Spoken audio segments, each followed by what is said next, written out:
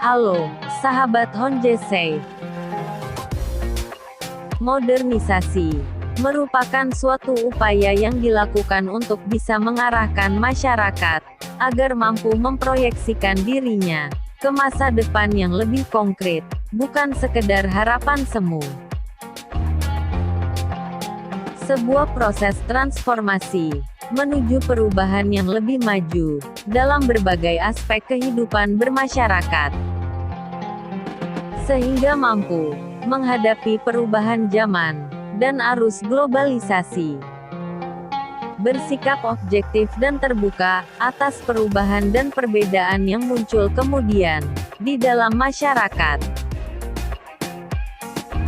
Hal yang pada gilirannya akan merubah tata nilai dan sikap, membentuk pola berpikir masyarakat menjadi lebih rasional. Dan tentu saja, perubahan tersebut di atas akan berbanding lurus dengan perubahan tatanan sosial sebagai akibatnya. Kesenjangan sosial memunculkan kelompok-kelompok sosial, serta menguatkan jurang pemisah masyarakat berpendidikan dan tidak berpendidikan. Kesenjangan ekonomi memunculkan perbedaan kehidupan masyarakat kaya dan miskin, memicu menguatnya budaya konsumtif dan tingkat kriminalitas. Disadari atau tidak, pada akhirnya secara perlahan, ia akan mendorong pergeseran nilai-nilai budaya lokal masyarakat, menggerus dan bahkan sanggup melenyapkan adat istiadat, serta tradisi turun-temurun dalam masyarakat. Modernisasi menjadi suatu keharusan bagi suatu negara, menyusul makin pesatnya teknologi dan tidak terbendungnya keterbukaan informasi, yang menciptakan konstelasi global semakin kompetitif. Perubahan sistemik dan rasional mesti dilakukan agar bisa bertahan dan tidak tenggelam dalam arus globalisasi. Modernisasi Saudi Arabia melalui visi 2030 yang digaungkan Mohammed bin Salman merupakan upaya negara tersebut bertahan dan unggul dalam persaingan global. Mohammed bin Salman menerapkan sejumlah kebijakan baru menyangkut norma dan nilai-nilai sosial untuk mengubah kultur ultra-konservatif Saudi menjadi lebih moderat.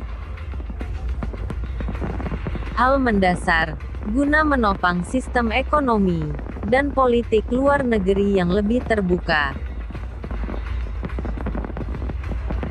Saudi Arabia sedang mencoba mengubah sumber keuangan mereka dari minyak ke sektor lain. Beberapa pelonggaran yang terjadi dalam kehidupan masyarakat Saudi ini tak lepas dari rencana investasi negara itu. Saudi berupaya agar tidak lagi secara ekonomi bergantung dengan minyak, tapi melakukan semacam diversifikasi di sektor lain, termasuk juga mengundang banyak investor asing masuk, dan membuka tempat-tempat wisata baru. Tentu bukan perkara mudah untuk menjadikan Saudi lebih terbuka dengan budaya populer dan barat, di tengah masih kuatnya nilai-nilai konservatif yang dianut sebagian kalangan di sana. Nilai-nilai itu sudah telanjur melekat kuat selama berabad-abad. Kebijakan Mohammed bin Salman yang cenderung memaksakan keterbukaan secara kaku, kerap menimbulkan benturan di akar rumput. Dan tentu saja, juga memicu beragam reaksi dari masyarakat Muslim dunia. Banyak kebijakan Saudi yang mengancam eksistensi dua kota suci Islam, Makkah dan Madinah, sebagai tempat tujuan pelaksanaan kewajiban haji bagi seluruh penganut Muslim dunia. Masifnya pembangunan infrastruktur Saudi telah melenyapkan banyak situs penting sejarah Islam. Saudi Arabia telah melakukan pembersihan sejarahnya sendiri, yang bahkan sebenarnya sudah dimulai sejak dinasti Al Saud berkuasa. Wahabisme sebagai ideologi negara telah hampir selama 1 abad merekomendasi penghapusan setiap jejak Islam yang mereka anggap sesat, dan berlangsung secara masif dalam 20 tahun terakhir. Langkah modernisasi menjadi alasan, dan sering menjadi pembenaran, penghancuran sistematis jejak dan situs sejarah peradaban Islam di wilayah Saudi Arabia. Jatuhnya harga dan menipisnya cadangan minyak bumi, komoditas utama sumber pendapatan negara, memaksa Saudi mencari dan menggali sumber keuangan alternatif. Dan salah satu yang dinilai potensial oleh pemerintah Saudi adalah Makkah dan Madinah. Kunjungan jutaan umat Islam dari berbagai negara untuk melakukan ibadah haji dan umrah di kedua kota suci itu bisa lebih dimaksimalkan sebagai sumber pendapatan negara. Kunjungan mereka bisa diarahkan untuk tidak sekedar melakukan kegiatan ibadah haji atau umroh, tapi juga sekaligus untuk berbelanja dan berwisata.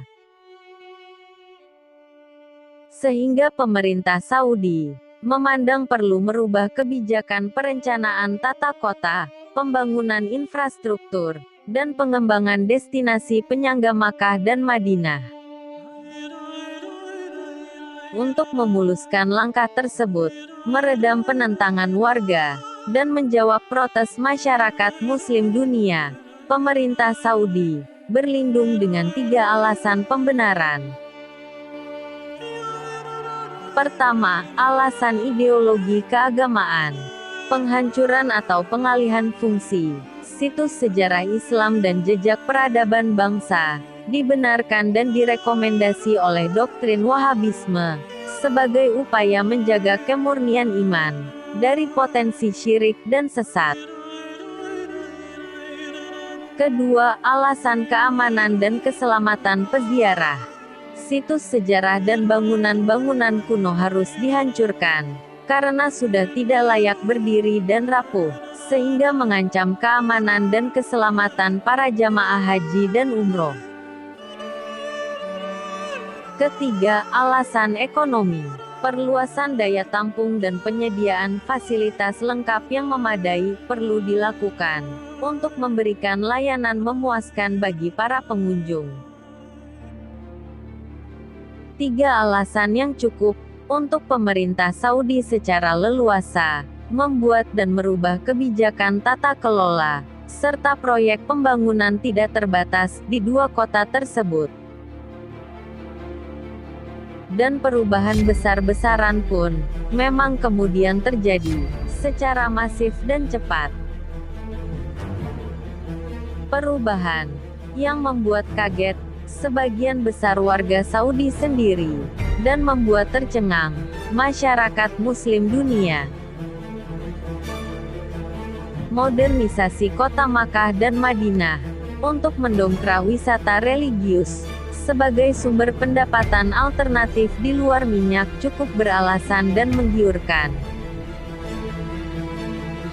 Setiap tahunnya, sekitar 3 juta orang datang untuk berhaji, dan hampir 30 juta orang datang untuk melakukan umroh. Dari kegiatan haji dan umroh tersebut, pemerintah Saudi mendulang pendapatan sebesar 12 miliar dolar Amerika, setara dengan 177 triliun rupiah. Hampir 7,5% dari total produk domestik bruto mereka. Perputaran uang yang berasal dari konsumsi jamaah, transportasi, penginapan, belanja, hingga oleh-oleh. Dalam banyak hal, modernisasi kota Makkah dan Madinah yang menghadirkan berbagai sarana dan fasilitas canggih serta modern, akan membuat para peziarah merasa lebih aman dan nyaman dalam melaksanakan ibadah haji atau umroh mereka.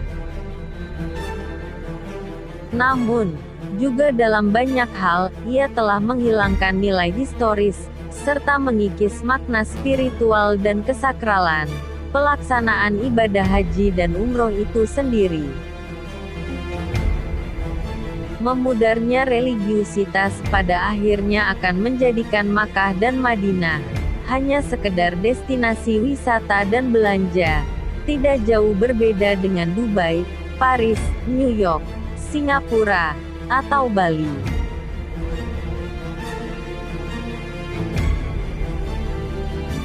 Kesakralan Tanah Haram barangkali hanya tersisa dan terasa di dalam Masjidil Haram, di sekitar Ka'bah. Saat keluar dari masjid, kita akan merasa kembali ke kehidupan kota metropolis modern. Proyek pengembangan kompleks Masjidil Haram telah banyak merubah tata kota dan wajah Makkah. Pembangunan masif hotel-hotel internasional bintang 5, mal-mal modern, gerai-gerai barang mewah, dan gedung-gedung pencakar langit di sekeliling Masjidil Haram telah merubah wajah Makkah sebagai pusat ibadah haji dan umroh yang seperti kehilangan rohnya. Semua serba gemerlap, mobilitas manusia tanpa henti, lampu yang menerangi malam, serasa matahari tidak pernah berhenti menyinari. Dengan mudah, kita bisa menyaksikan perubahan signifikan kota Makkah dan Madinah dari waktu ke waktu, lewat foto dan video yang bertebaran di berbagai platform media, atau dari akun media sosial para peziarah. Dongeng dan cerita orang tua dulu tentang kota Makkah yang berada di antara gunung-gunung, dan Ka'bah yang berada di tengah-tengah Masjidil Haram, di mana bukit dan gunung mengelilingi, sekarang tidak demikian lagi. Jabal Umar, Jabal Hindi, Jabal Ajat, dan jabal-jabal lainnya telah lenyap dan menghilang. Ia telah bersalin rupa menjadi hotel-hotel berbintang, apartemen mewah, mal dan gerai belanja serba leks. Berjejer menjulang, memagari sekeliling Masjidil Haram. Hampir tak menyisakan ruang kosong. Pandangan sekeliling kita, beton-beton pencakar langit, dan birunya langit di atas kepala. Saat malam tiba, mata kita barangkali akan tergoda mengagumi keindahan kilatan atraksi laser Makkah Clock Royal Tower, gedung tertinggi ketiga di dunia, yang menjulang ke langit setinggi 600 meter di hadapan kita. Di antara kilauan neon sign, Hilton, Movenpick, Le Méridien, Marriott, Fairmont, Pullman, Sheraton, Raffles, dan puluhan merek dagang internasional lainnya di sekeliling kita. Suasana yang bisa jadi akan meluluhkan kesakralan dan religiusitas Masjidil Haram juga mengikis kekhusyuan ibadah kita. Gemerlap dan kemegahan gedung-gedung menjulang di sekeliling Masjidil Haram, bukan hanya telah menyulap suasana dan kesan kesederhanaan masa lalu. Tanpa disadari banyak orang, ruang yang diberikan untuk lanskap gedung perhotelan, pusat perbelanjaan, dan blok apartemen tersebut, telah melenyapkan banyak situs sejarah. Masjid, makam, monumen, dan rumah bersejarah pada masa awal perkembangan Islam telah diratakan. Hanya saja, ia tidak banyak mendapat protes masyarakat, juga pemberitaan media, karena adanya doktrin pembenaran dari pemerintah, yang direkomendasi para ulama Saudi atas hal tersebut, sebagai tindakan menjaga kemurnian iman, dari kemusyrikan dan kesesatan. Abraj Al-Bait, salah satu gedung pencakar langit tertinggi di dunia, dibangun dengan meratakan benteng Ajiat, yang dibangun Ottoman pada 1780, di bukit yang persis menghadap Masjidil Haram. Hotel Hilton, berdiri di atas bekas rumah Khalifah pertama Islam, Abu Bakar As-Siddiq. Rumah, yang menjadi titik awal perjalanan hijrah Rasulullah. Tempat yang oleh Imam Nawawi, digambarkan sebagai tempat paling berharga setelah Ka'bah.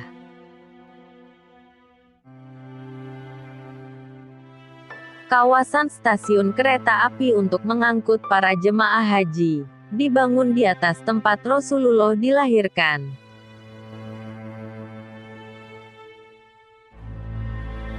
Rumah Hamzah, salah seorang paman Rasulullah, diratakan untuk pembangunan hotel.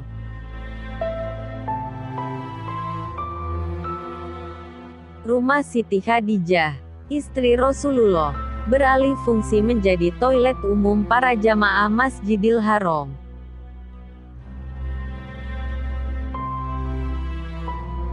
Satu persatu, situs sejarah Islam di Makkah, termasuk situs-situs yang terkait dengan keluarga dan para sahabat Rasulullah, dilenyapkan.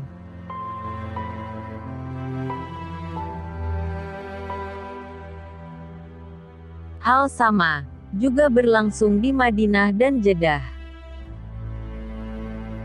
Di Madinah, pemakaman Baqi dan makam ayah Rasulullah, Abdullah, dihancurkan. Masjid Abu Bakar dan Masjid Gomamah dibongkar. Gunung Uhud pun dipagari. Di Jeddah, Masjid Basya diratakan. Makam Hawa disegel dan dibeton. Selama ratusan tahun, situs-situs bersejarah peninggalan Nabi Muhammad dan para sahabatnya terjaga dengan baik. Setidaknya, para penguasa yang silih berganti menguasai kawasan ini, tidak berpikir untuk menghancurkannya. Situasi berubah, ketika kerajaan Arab Saudi dengan ideologi Wahabinya, menguasai kawasan Mekah dan Madinah. Sejak era Arab Saudi pertama, pada abad ke-18 hingga hari ini, ratusan situs Islam bersejarah dihancurkan, dengan dalih memiliki potensi merusak iman umat Islam, dan alasan pembenaran lainnya. Tindakan yang telah melenyapkan lebih dari 90% situs Islam bersejarah, dan warisan sejarah berkaitan dengan Nabi Muhammad, keluarga, serta para sahabatnya. Semestinya, perluasan dan peningkatan fasilitas demi kenyamanan jamaah haji dan umroh, tidak harus menjadikan situs bersejarah sebagai objek penghancuran. Sejatinya, modernisasi tidak menghilangkan warisan sejarah. Sayangnya, yang terjadi sebaliknya. Arab Saudi menghilangkan sejarahnya sendiri sekaligus rekam sejarah agama Islam. Pada gilirannya, menggerus kesakralan, mereduksi spiritualitas, dan melenyapkan kesahajaan tanah suci. Dalam beberapa hal, melupakan akar religiusitas. Ka'bah, Masjidil Haram, makam Rasulullah, dan Masjid Nabawi, adalah 3 di antara sejumlah situs yang tersisa. Akankah sanggup bertahan, tidak tergerus arus modernisasi? yang bukan tidak mungkin, suatu saat merekomendasi perubahan, alih fungsi, atau bahkan penghancuran atasnya. Berharap itu tidak akan pernah terjadi. Berharap dua kota suci, Makkah dan Madinah, tidak berubah menjadi sekedar destinasi wisata hiburan dan belanja. Semoga. Amin. Terima kasih telah menonton video ini. Semoga bermanfaat. Salam.